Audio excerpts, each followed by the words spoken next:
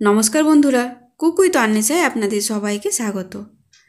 বেগুন ভর্তা খেতে আমরা সকলে খুব পছন্দ করি। বেগুন না পুড়িয়ে এইভাবে তৈরি করে দেখুন বেগুন ভর্তা। যারা বেগুন খেতে ভালোবাসেন না এমন মানুষও আছেন, বেগুন অনেকেরই পছন্দ নয়, তারাও কিন্তু দারুণ চেটেপুটে খাবেন। দারুণ টেস্টি হয় এইভাবে বেগুন ভর্তা বানালে। তো চলুন দেখে নেওয়া যাক আজকের রেসিপি।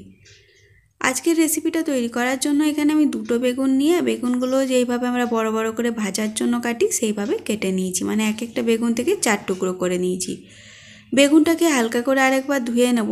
যেহেতু বেগুনগুলো একদম শুকনো হয়ে আছে সেই জন্য নুন মশলা মাখানো যাবে না, সেই জন্য বেগুনটাকে একটু ধুয়ে নিয়ে তারপর দিয়ে দিলাম পরিমাণ মতো নুন, হলুদ দিলাম হাফ চামচ মতো, সামান্য একটু লঙ্কার গুঁড়ো আর সাথে কয়েক দানা চিনি। 4টে উপকরণ দিয়ে বেগুনের গায়ে খুব ভালো করে মাখিয়ে নেব। নুন হলুদের সাথে অল্প একটু লঙ্কার গুঁড়ো আর কয়েক দানা চিনি বেগুনের মধ্যে মাখিয়ে নেবেন, তাহলে বেগুন ভাজতে খুব কম তেল লাগে আর স্বাদটাও ভালো হয়।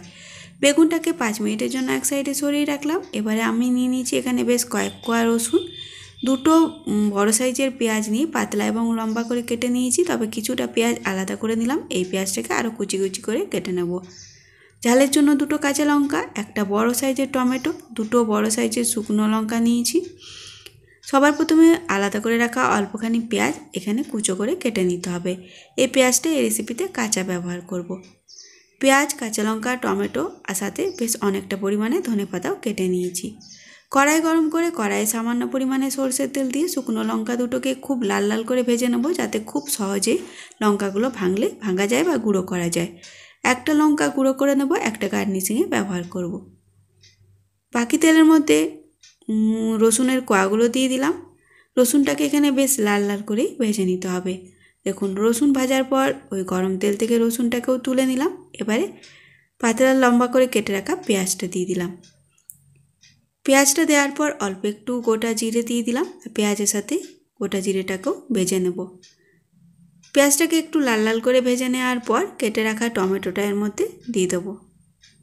একটা বড় সাইজের টমেটো নিয়েছি, এতে স্বাদটা বেশ ভালো হবে, টকটক খেতে বেশি ভালো লাগবে। টমেটোটাকেও নাড়াচাড়া করে একটু ভেজে নিলাম। তারপর দিয়ে দিলাম পরিমাণ মতো নুন, জিরে গুঁড়ো হাফ চামচ দিলাম। নুন আর জিরে গুঁড়োটাকেও টমেটো পেঁয়াজের সাথে নাড়াচাড়া করে ভেজে নেব।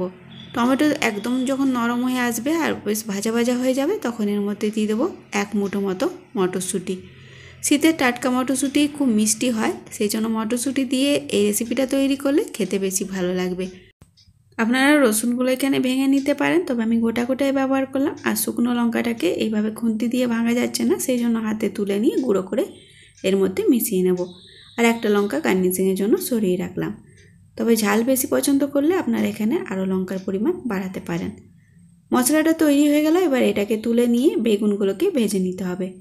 আমি বেগুনগুলোকে পরে ভাজছি, তবে চাইলে আপনারা বেগুনটাকে আগে ভেজে নিয়ে তারপরে বেগুন ভাজার যে তেলটা পড়ে থাকবে সেই তেলেই ওই মশলাটা ভেজে নিতে পারেন।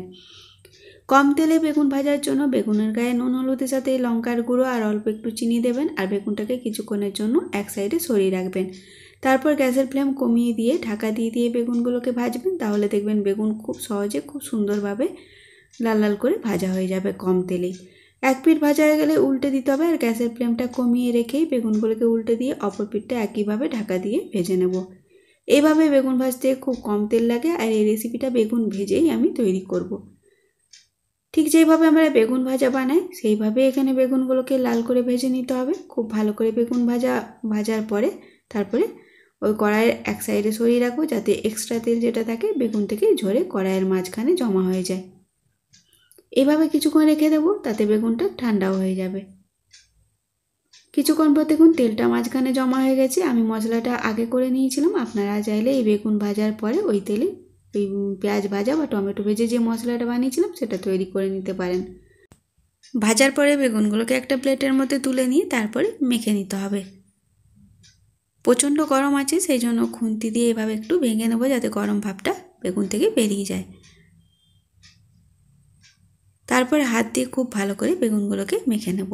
এইভাবে বেগুন ভেজে নিয়ে বেগুন ভর্তা তৈরি করে দেখতে পারেন, খেতে কিন্তু দারুণ টেস্টি হয়। গরম গরম ধোঁয়া ওঠা সাদা ভাতের সাথে শীতের দুপুরে বেগুনের এই রেসিপি থাকলে থালার অর্ধেকের বেশি ভাত এই একটা রেসিপি দিয়ে খেয়ে ফেলবেন।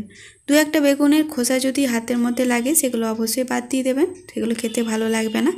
তারপরে বানিয়ে রাখা মশলাটা ওই বেগুন মাখার মধ্যে দিয়ে দিলাম, আর সাথে কুচিয়ে রাখা উপকরণগুলো দিতে হবে। পেঁয়াজ ভাজার সাথে পেঁয়াজ কুচিও এই রেসিপিতে ব্যবহার করবেন, তাহলে কিন্তু স্বাদ বেশি ভালো হবে। আর পেঁয়াজ কুচির পরিমাণটা একটু বেশি রাখবেন। সাথে অনেকটা পরিমাণে ধনেপাতা কুচি, কাঁচা লঙ্কা কুচি দিলাম, আর স্বাদটাকে আরও বাড়ানোর জন্য এখানে আমচুর পাউডার আর একটুখানি চাট মশলাও দিয়ে দিলাম। এতে কিন্তু এর টেস্ট বা স্বাদ যাই বলুন না কেন অনেকটা বাড়িয়ে দেয়। তারপর ভালো করে মিশিয়ে নিলেই তৈরি হয়ে যাবে আজকে বেগুন ভর্তা।